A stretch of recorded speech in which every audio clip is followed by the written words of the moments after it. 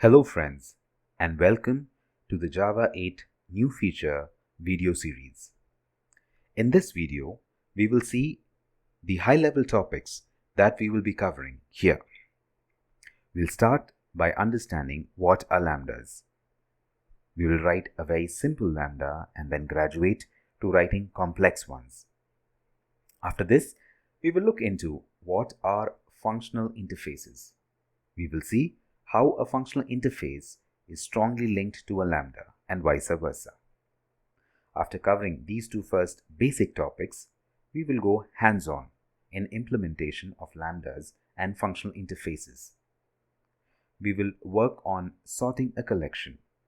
We'll work with list and a set. We will also work with maps and its sorting.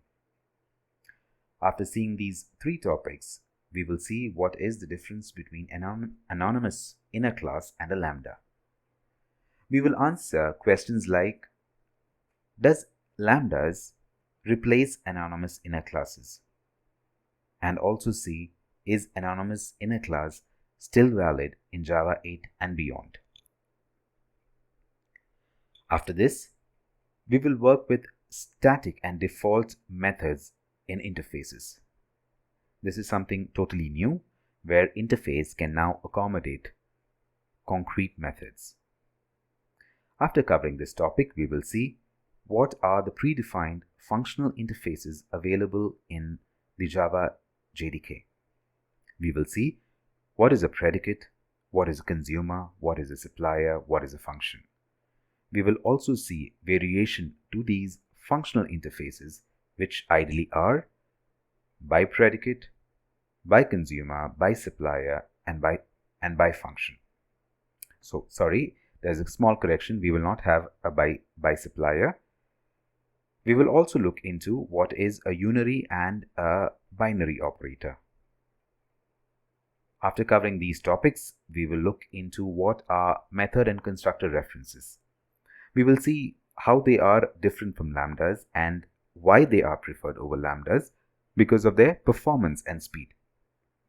Towards the end, we will work with streams. Friends, streams is one of the most important features in Java 8. It is the most important and the most widely used. So we will spend a lot of time here having hands-on experience working with a lot of examples and a lot of API options available in streams. At the end, we will look into the new date and time API available in Java 8. We will see now with this new API how easy it is to work with date and time.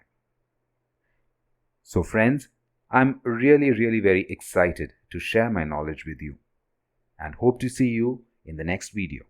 Thank you.